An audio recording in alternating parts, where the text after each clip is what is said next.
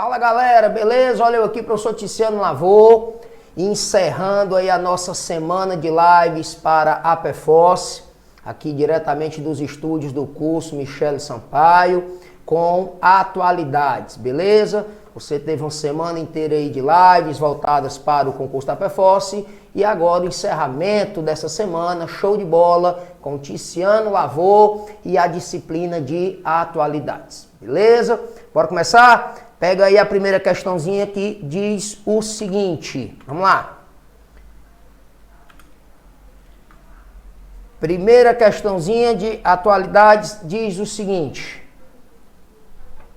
No Brasil, proteger o meio ambiente e combater a poluição em qualquer de suas formas não são responsabilidades exclusivas da União. Antes de continuar, galera, deixa eu lhe dar uma dica aqui, que quem me conhece sabe, já me ouviu falando isso várias vezes. Dificilmente tu vai encontrar uma prova de atualidades, seja de que banca for, independentemente de ser IDECAM ou qualquer outra banca, dificilmente tu encontra uma prova de atualidades sem questões relacionadas a meio ambiente. Meio ambiente é assunto certo em toda e qualquer prova de atualidades. Meio ambiente é o assunto do momento, já faz um certo tempo, nos principais fóruns internacionais, reuniões do G20, reuniões do G7, Assembleia Geral da ONU, a questão ambiental, a questão do desenvolvimento sustentável, a questão do aquecimento global, das mudanças climáticas, isso é certo em toda e qualquer prova de atualidades, beleza? E a questãozinha 1 se refere exatamente a isso. Vamos lá, voltando aí para a questão. Não são responsabilidades exclusivas da União, ponto. Estados, Distrito Federal e municípios, perceba que ele está citando aqui os entes, né, da federação. A União, estados, 26 estados, Distrito Federal e municípios, que no Brasil são 5.570 municípios. Então, os estados, o Distrito Federal, municípios e municípios também podem ser responsabilizados por danos ambientais, ainda que tais danos ocorram em áreas de sua jurisdição. Agora, guarde o artigo 225 da nossa Constituição. Não que você precise, numa prova ou para uma prova de atualidades, ter conhecimentos de constitucional, direito constitucional. Mas eu queria lhe lembrar uma coisa. A nossa atual Constituição, de 1988, é a primeira Constituição brasileira, dentre todas que nós já tivemos, né? Ela é aí a 7ª Constituição brasileira, que traz um artigo especialmente voltado para questões ambientais. Dos 250 artigos da nossa Constituição Federal, o artigo 225, ele é dedicado a questões ambientais, beleza? Voltando para a questão, diz assim, o artigo 225 da Constituição de 88, Constituição Federal de 88, é claro ao dizer, e agora vem aqui, ó, na íntegra, todos têm direito ao meio ambiente ecologicamente equilibrado, bem de uso comum do povo e essencial à sadia qualidade de vida, impondo-se, olha só, é obrigação, impondo-se ao poder público e à coletividade o dever de defender e preservar esse meio ambiente, o dever de defendê-lo e preservá-lo para as presentes e futuras gerações. Vamos parar bem aqui, ponto. Futuras gerações. Galera, a palavra-chave para você acertar essa questão está aí, ou a expressão-chave, futuras gerações. Lembre-se de uma coisa, o conceito de desenvolvimento sustentável, ou melhor dizendo, a definição de desenvolvimento sustentável que é um assunto que cai, mas cai em prova de atualidade, que não é brincadeira. Ela é uma definição que ela é aceita pela ONU a partir de 1987. Deixa eu sumir aqui para você, para a gente usar aqui esse espaçozinho aqui, ó. Em 1987, eu não era nem nascido ainda, viu? Em 1987, uma tal Comissão Mundial do Meio Ambiente,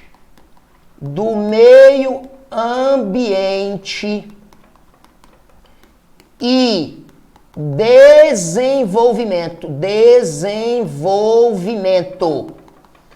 Uma comissão, galera, que foi criada pela ONU, que tinha sido criada pela ONU em 1983. Essa comissão, em 1987, se reuniu na Noruega. E foi nessa reunião que nasceu, ou dessa reunião, nasceu um documento chamado de Relatório Nosso Futuro Comum. Nosso Futuro Comum. E é exatamente nesse relatório, Nosso Futuro Comum, que é criada a definição para desenvolvimento sustentável aceita pela ONU até hoje. Se tu pegar esse relatório, claro, tu não precisa fazer isso, e der uma lida nele, lá tem a definição do que seja desenvolvimento sustentável. Aí vai ter uma frase que diz assim, ó, olhe bem para mim. E se for o caso, você vai pedir para um tatuador tatuar essa frase no seu braço, para nunca mais esquecer dela. Abre aspas. Desenvolvimento sustentável é o desenvolvimento que atende às necessidades atuais, sem comprometer a capacidade das futuras gerações de terem as suas necessidades atendidas. Fecha aspas. Perceberam aí, nessa definição, a palavra ou a expressão futuras gerações? O que é que ele quer dizer com isso? Tu quer explorar o meio ambiente hoje para atender às tuas necessidades? Explore. Mas não esqueça que as futuras gerações, os teus filhos, os teus netos, os teus bisnetos, também vão querer ter as suas necessidades atendidas. Um exemplo bem simples. Para você fabricar uma folha de papel, você precisa derrubar uma árvore. Eu aprendi na escola que a matéria-prima do papel é a celulose, que você encontra no tronco das árvores. Quer derrubar a árvore, meu filho? Para fabricar aquela folha de papel, derrube. O problema é você derrubar a árvore e não plantar outra, não reflorestar, não replantar. Aí o cara pega e diz assim, mas para que eu vou plantar outra? Se uma árvore demora tanto para crescer, eu vou morrer e não vou ter a oportunidade de cortar aquela árvore que eu plantei. Aí eu respondo, você vai plantar outra, não é para você cortar, é para as futuras gerações cortarem. Porque as futuras gerações também vão precisar de papel para atender às suas necessidades. Mas o papel tem como matéria-prima a celulose. Então, meu querido, você quer derrubar uma árvore para fabricar um móvel, para fabricar uma porta, para fabricar uma folha de papel e atender às suas necessidades? Faça, mas permita, dê às futuras gerações o mesmo direito. Então guarde do lado esquerdo do seu peito, ó, não se fala em desenvolvimento sustentável sem essa ideia, sem pensar nas futuras gerações. Temos que entender que do mesmo jeito que eu quero atender às minhas necessidades de hoje, os meus filhos também vão querer, os meus netos também vão querer. Guarde essa definição, que é a definição atual e aceita pela ONU para Desenvolvimento Sustentável, que consta lá no relatório Nosso Futuro Comum. Vou repetir, desenvolvimento sustentável é o desenvolvimento que atende, que encontra as necessidades atuais, sem comprometer a capacidade das futuras gerações de terem as suas necessidades atendidas.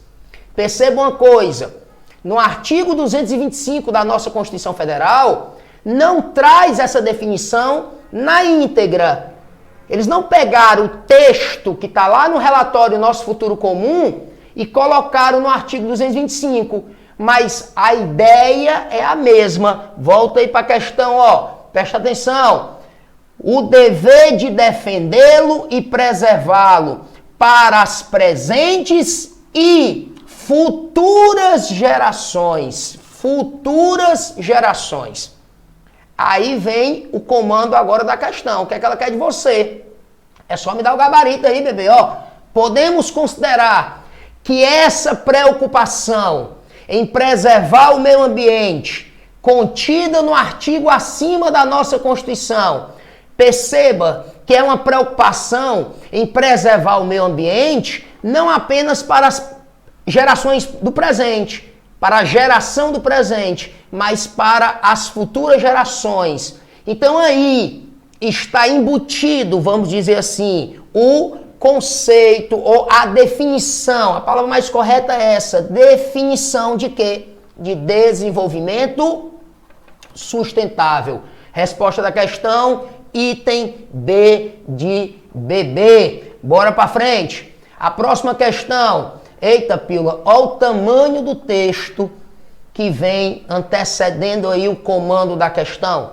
Vamos fazer o seguinte, vamos ver logo o comando da questão. Aqui, Após a leitura do texto, do excerto, tanto faz, acima, assinale a afirmativa correta. Vamos ler o texto. Só que antes, preste atenção que eu vou lhe dizer. 2015, ou em 2015, foi criado um documento, e ai de tu, que for fazer uma prova de atualidade sem entender isso aqui. Um documento chamado Acordo de Paris. Acordo de Paris. Esse documento, ele data de dezembro de 2015. Ele foi criado durante uma reunião chamada COP21. COP, galera, significa COP, a siglazinha COP, Conferência das Partes das Nações Unidas sobre Mudanças Climáticas. COP. E o 21? O 21 significa que foi a 21ª Conferência das Partes sobre Mudanças Climáticas. A primeira, só por curiosidade, foi lá em 1995. Então foi a COP1, que aconteceu em Berlim, na Alemanha. E de lá para cá, todos os anos a ONU realiza uma COP. Todos os anos. Ininterruptamente. COP2, 1996. COP3, 97. COP8, e assim vai. COP8 não, né? COP1, 95. COP2, 96. COP3, 97. COP4, 98. E assim sucessivamente. Ano passado, em 2020, nós deveríamos ter tido a COP26, mas que por causa da pandemia do novo coronavírus, ou em virtude da pandemia, a COP do ano passado, ela foi adiada para esse ano de 2021. E tradicionalmente, as COPs sobre mudanças climáticas, elas acontecem sempre no final do ano. Algumas aconteceram ali no finalzinho de novembro e pegaram ali o iniciozinho de dezembro. Essas reuniões duram 10 dias, algumas 12 dias, mas a grande maioria delas no mês de dezembro. E a COP26, que deveria ter acontecido ano passado, foi adiada para esse ano de 2021 em virtude da pandemia. E ela vai acontecer na Escócia. Não, professor, ouvi dizer que não é na Escócia, não. Ela vai acontecer na Grã-Bretanha. Bebê, Escócia, Inglaterra e País de Gales ficam numa ilha chamada de Grã-Bretanha. Ah, professor, eu já ouvi falar que vai acontecer no Reino Unido. Bebê, a Grã-Bretanha, que é onde fica Escócia, Inglaterra e País de Gales, mais a Irlanda do Norte fazem parte do Reino Unido, cuja Rainha Elizabeth II, a imortal Rainha Elizabeth II, é a monarca do Reino Unido. Então, algo que vai acontecer na Escócia, tá errado eu dizer que vai acontecer na Grã-Bretanha? Tá não. Tá errado eu dizer que vai acontecer no Reino Unido? Tá não. Pois a COP26, que era para ter ocorrido ano passado, foi adiada para esse ano, 2021, e vai acontecer na Escócia. Agora, eu quero é a COP21, que aconteceu em dezembro de 2015, lá na França, na cidade de Paris, em Paris. Por que eu quero a COP21? Porque foi na COP21 que foi criado o documento, o famoso Acordo de Paris. Pessoal, resumindo o Acordo de Paris, sabe o que é? Os países signatários, ou seja, os países que assinaram o Acordo de Paris, eles se comprometeram com reduções nas emissões de gases de efeito estufa, gases poluentes, como, por exemplo, o monóxido de carbono, que nas minhas aulas de química o professor me ensinou assim, ó, o CO, como, por exemplo, o dióxido de carbono, CO2, que é o famoso gás carbônico, como, por exemplo, o famoso gás metano, que eu aprendi nas aulas de química assim, ó, CH4. A emissão desses gases, eles intensificam o que a gente chama de efeito estufa e está acelerando o processo de aquecimento global. Então, o que foi que a galera lá no Acordo de Paris fez? O país, ele se comprometeu, e o Brasil é um dos signatários do Acordo de Paris, a reduzir as suas emissões de gases poluentes, de gases de efeito estufa. Lembrando uma coisa, cada país se comprometeu com uma meta. Só que essa meta ela é uma meta voluntária. Não foi a ONU, lá na COP21, que impôs essas metas aos países. Não. São metas voluntárias. Por exemplo, deixa eu sumir da tela. Por exemplo, olha só.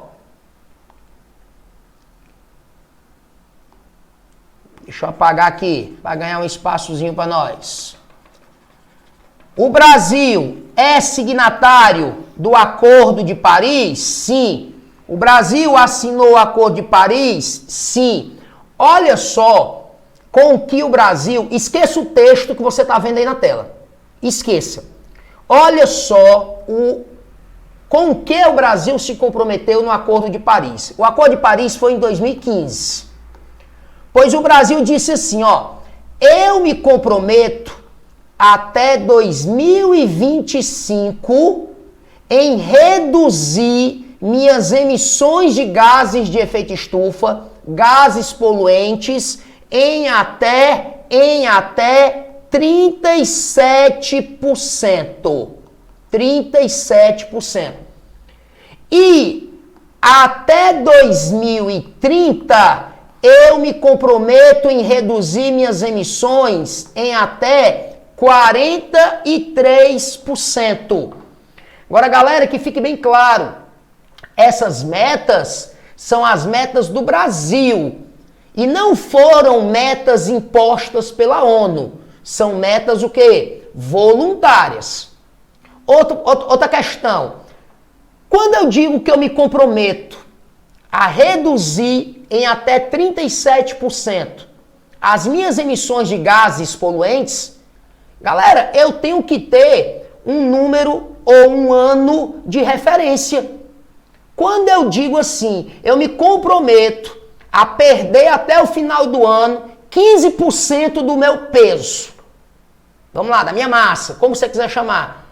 Eu preciso saber quanto é o meu peso, a minha massa agora neste momento, para saber quantos quilos eu vou ter que perder até o final do ano para dar esses % aí que eu me comprometi. Então, quando o Brasil ele diz que até 2025 ele se compromete em reduzir as suas emissões de gases poluentes em até 37%, nós temos que escolher um ano que vai servir de referência. Pois no Acordo de Paris, o ano que foi escolhido, o ano base escolhido, foi o de 2005. Olha só que curioso, ó. A reunião onde foi criado o Acordo de Paris, ela é de 2015, que é a COP21. Pois o que foi que eles fizeram?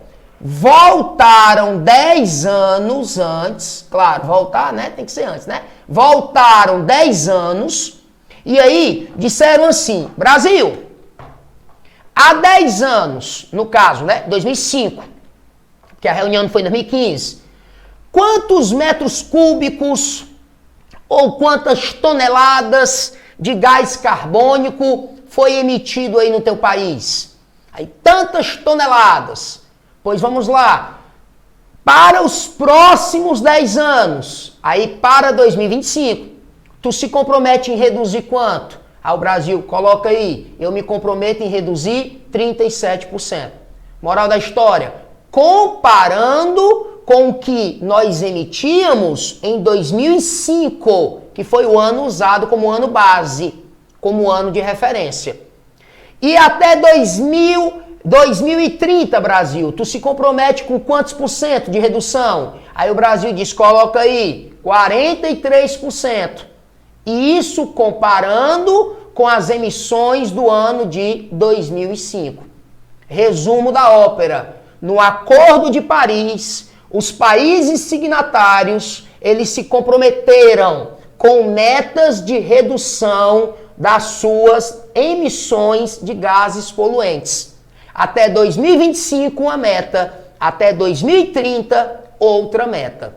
Beleza. Agora vamos para a questão.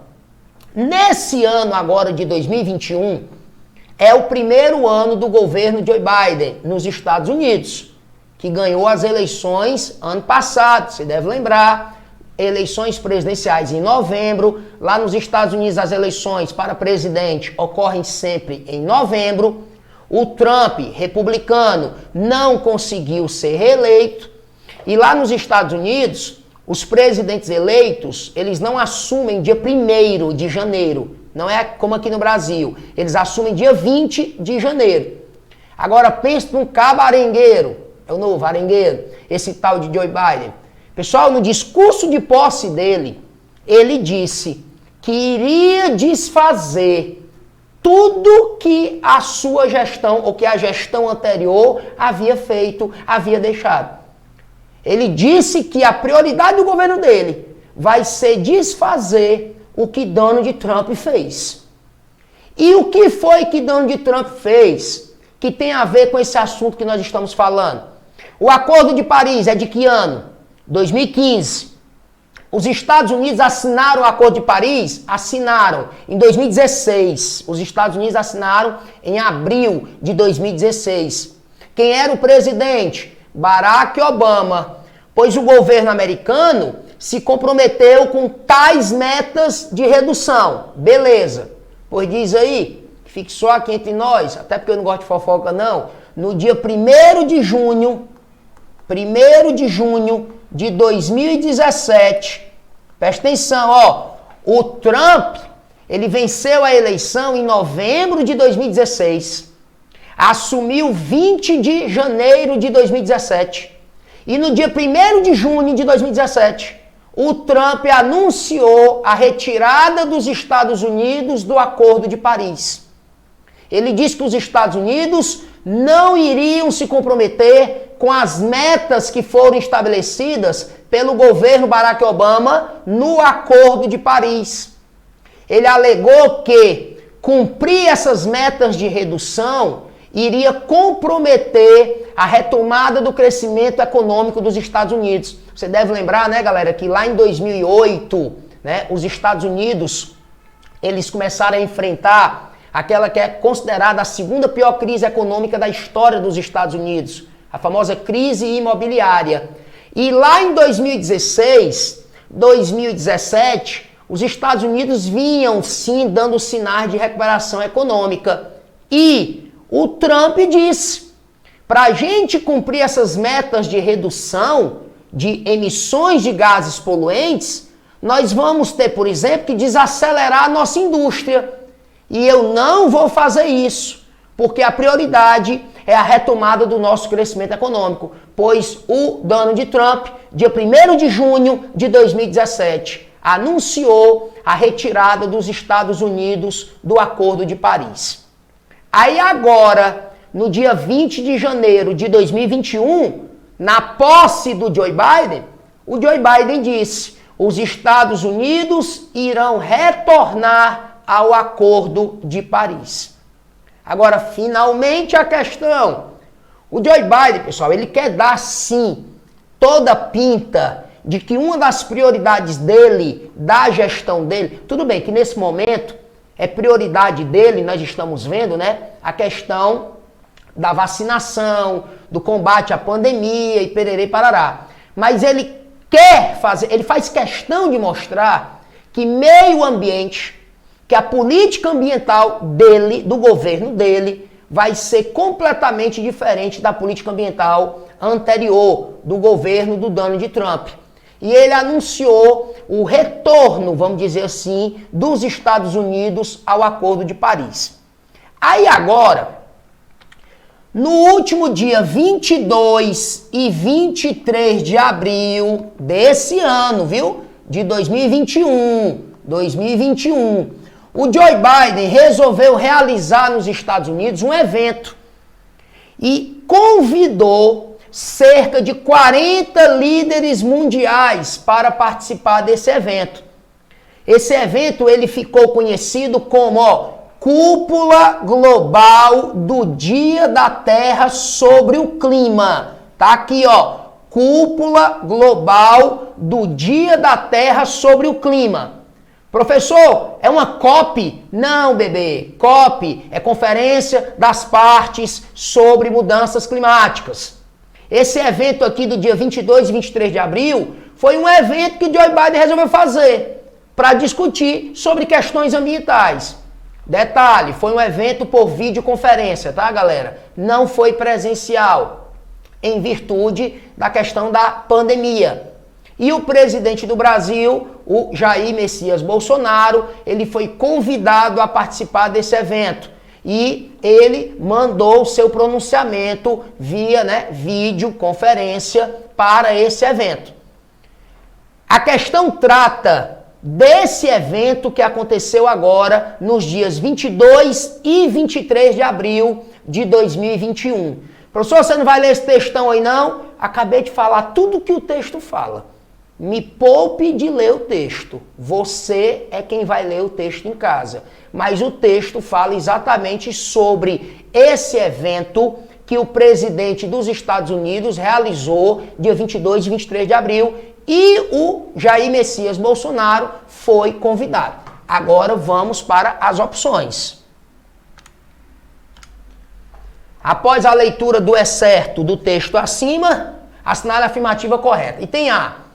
No dia em que tomou posse, como presidente dos Estados Unidos, o governo Joe Biden anunciou a reversão de várias decisões do presidente anterior, o Donald Trump. Até aqui está correto, né? Que foi o que eu disse? Que ele iria, uma das coisas que o Joe Biden falou é que iria desfazer o que o Donald Trump deixou. Aí ele continua o item dizendo: dentre as medidas anunciadas pelo governo, estava a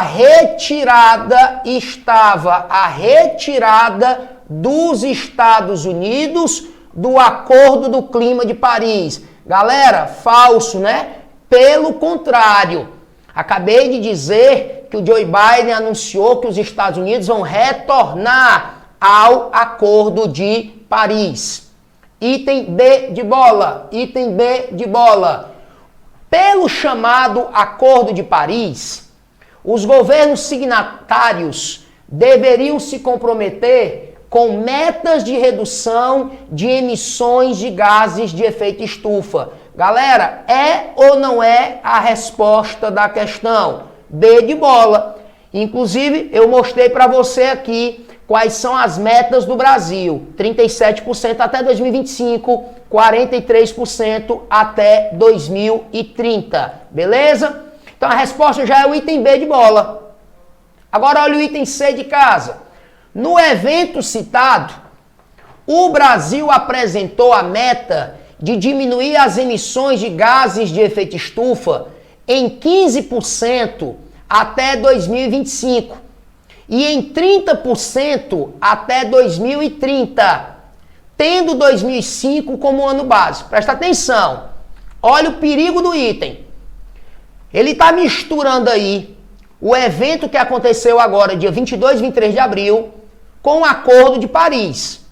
Agora, não tá tão absurdo essa mistura, porque no evento, o governo brasileiro, na voz do presidente Bolsonaro, afirmou: nós nos comprometemos com a redução de 37% até 2025 e 43% até 2030.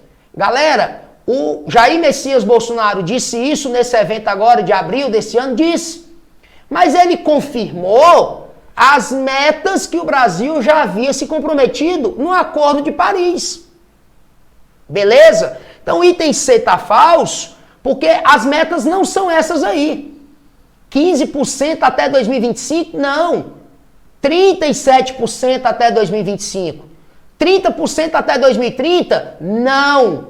43% até 2030. Então o item C está falso. Beleza? Beleza? Bora para o item D. Originalmente, o Brasil apresentou no Acordo de Paris, aí ó, já está se referindo ao Acordo de Paris, que é o de 2015, a meta de diminuir as emissões de gases de efeito estufa em 57% até 2025 e em 63% até 2030, tendo 2005 como ano base. Tá errado? Já falei, 37% em 2025 e 43% até 2030. E o item é, no evento citado no texto, ou no excerto, né, da questão, o presidente dos Estados Unidos, Joe Biden, anunciou a criação de um novo acordo para substituir o Acordo de Paris. De maneira alguma. O Joe Biden já anunciou, e foi no dia da posse dele, dia 20 de janeiro, o retorno dos Estados Unidos ao Acordo de Paris. Em momento algum, Joe Biden sugeriu um novo acordo sobre mudanças climáticas para substituir o de Paris. Então a resposta da questão, item B de bola. Bora para a próxima? Diz o seguinte: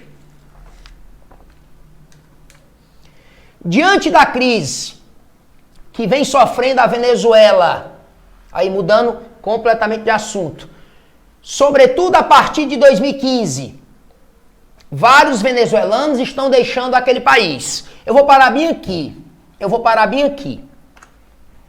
Corta para mim, como dizia Marcelo Rezende. A Venezuela está mergulhada na pior crise de toda a sua história, pelo menos da sua história moderna, da sua história recente, de 2015 para cá. Agora, a questão, ela não nos pergunta, ela não nos exige saber os motivos dessa crise. E se eu fosse falar dos motivos dessa crise aqui agora, pode botar até o ano que vem para terminar. Mas nós sabemos que a Venezuela está mergulhada numa crise econômica, numa crise de abastecimento. Lá na Venezuela está faltando de tudo, meu filho. Lá na Venezuela está faltando até itens de higiene pessoal, papel higiênico, sabonete. Quanto mais comida, remédio, combustível, está faltando é tudo que tu possa imaginar na Venezuela. Professor, por que a questão não exige esse conhecimento aqui agora. E além de uma crise econômica, como diz o ditado, né, todo castigo para pobre é pouco. O pão do pobre, quando cai no chão, ele tem que cair com a manteiga virada para baixo. Não basta cair no chão, tem que cair com a manteiga virada para baixo. A Venezuela está vivendo uma crise institucional, que a gente pode chamar de crise política.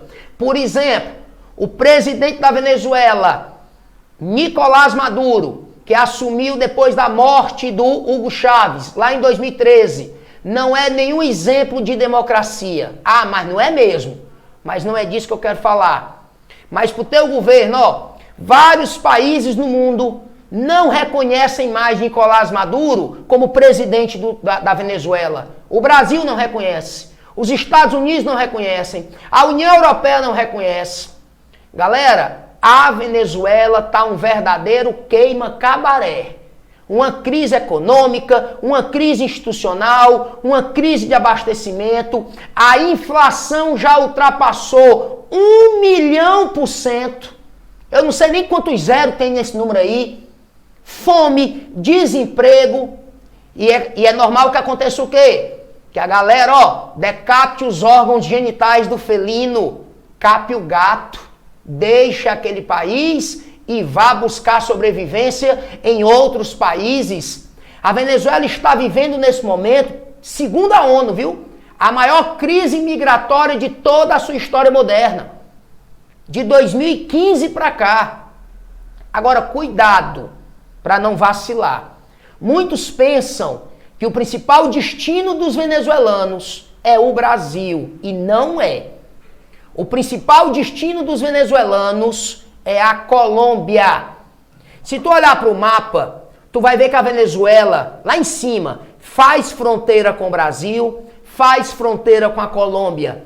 O principal destino desses venezuelanos que estão deixando o país, sobretudo a partir de 2015, não é o Brasil, é a Colômbia. O Brasil não é nem o segundo.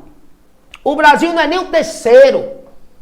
Pessoal, vai mais venezuelanos para a Colômbia, vai mais venezuelanos para o Peru, vai mais venezuelanos para o Chile, para o Equador. Agora, o número de venezuelanos que estão vindo para o Brasil é grande, é, professor? É grande. Mas o Brasil não é o principal destino deles. Agora, vamos falar só dos que estão vindo para o Brasil. Qual é a principal porta de entrada dos venezuelanos que vêm para o Brasil? É o estado de Roraima. Guarda do lado esquerdo do teu peito. Lá no estado de Roraima tem um município chamado Pacaraima. Pacaraima. Deixa eu ver se eu escrevi certo aqui. Errei, peraí. Quase que eu escrevo pra caralho. É Pacaraima.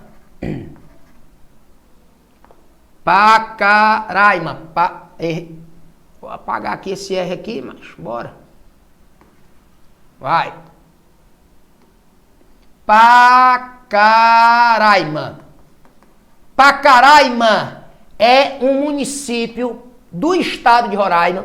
A propósito, Roraima é um estado que só tem 15 municípios. O Ceará, só para tu ter ideia, tem 184. E Pacaraima fica exatamente ali na fronteira com a Venezuela. E é a principal porta de entrada dos venezuelanos que vêm ao Brasil. Pacaraima, pessoal, de acordo com o último censo do IBGE, não tem mais do que 10 mil habitantes. Hoje deve ter mais venezuelano lá do que brasileiro, se duvidar. Venezuelanos perambulando pelas ruas, venezuelanos em busca de emprego, venezuelanos, inclusive, cometendo delitos, prostituição, uso e tráfico de drogas. A cidade de Pacaraima, pessoal, virou assim, vamos dizer, um ambiente, nada contra os venezuelanos, mas virou um foco de venezuelanos que acabou fazendo com que o próprio governo de Roraima pedisse ajuda ao governo federal, porque não sabia o que fazer com tanto venezuelano. Foi aí que em 2018, o o presidente do Brasil ainda era Michel Temer, que assumiu, né, depois do impeachment da ex-presidente Dilma, criou a famosa Operação Acolhida. No que consiste a Operação Acolhida? Lá na cidade de Pacaraima, inclusive, a Operação Acolhida está em andamento até hoje e ela é coordenada pelo Exército, tá? Pelo Exército. Lá em Pacaraima, eles montaram uma base para receber esses venezuelanos que chegam ao Brasil em situação de vulnerabilidade, beleza? De vulnerabilidade. E esses venezuelanos, eles recebem num primeiro momento água, comida, atendimento médico, remédios se precisarem, banho, roupas limpas, são vacinados, não contra a Covid-19, não está no plano nacional de imunização contra a Covid-19, não tem como prioridade os venezuelanos não. Eles são vacinados, por exemplo, contra sarampo. Interessante que em 2016 o Brasil recebeu um certificado da ONU, inclusive, e também da Organização Pan-Americana de Saúde, de país que erradicou o sarampo em 2016, pois nós já perdemos esse certificado.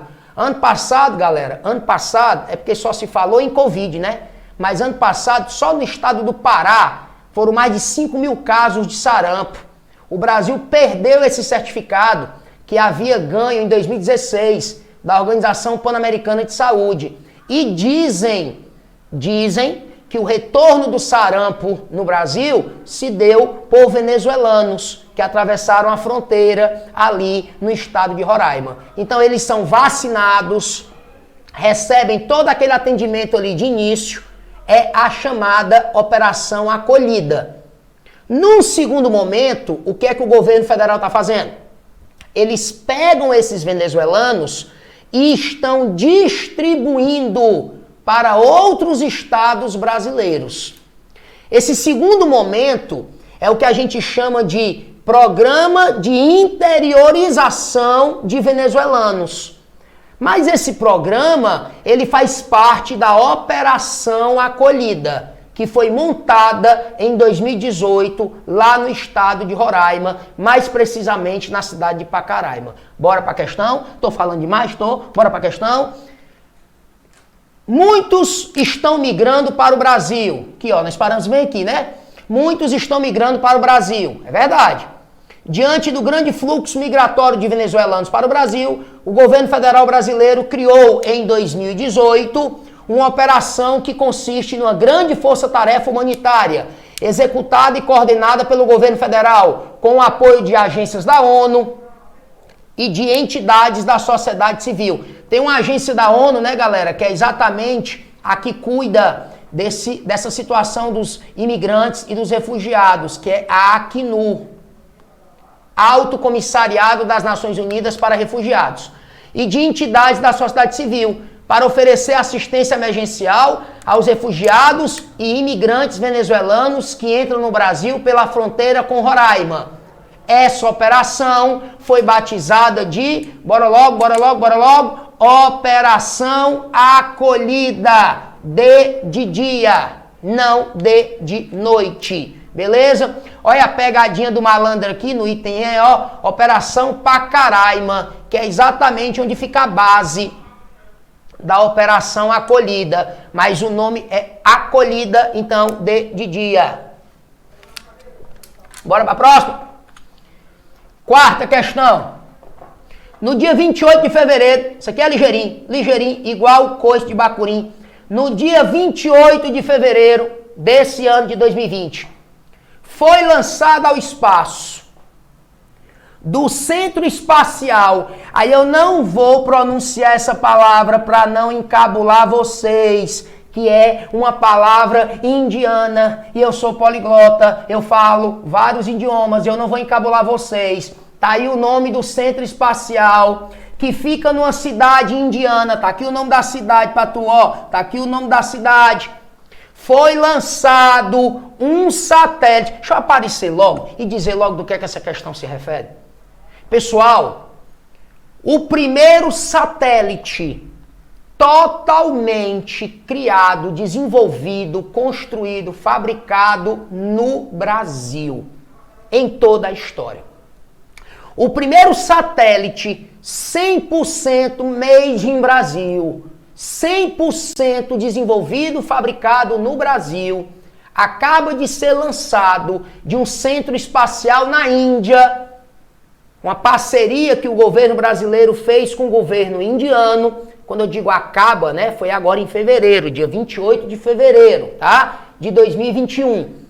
E esse satélite, ele já está em órbita, já está mandando fotografias aéreas, fotografias de altíssima resolução sobre os biomas brasileiros, como a Amazônia, como o Pantanal, a Caatinga.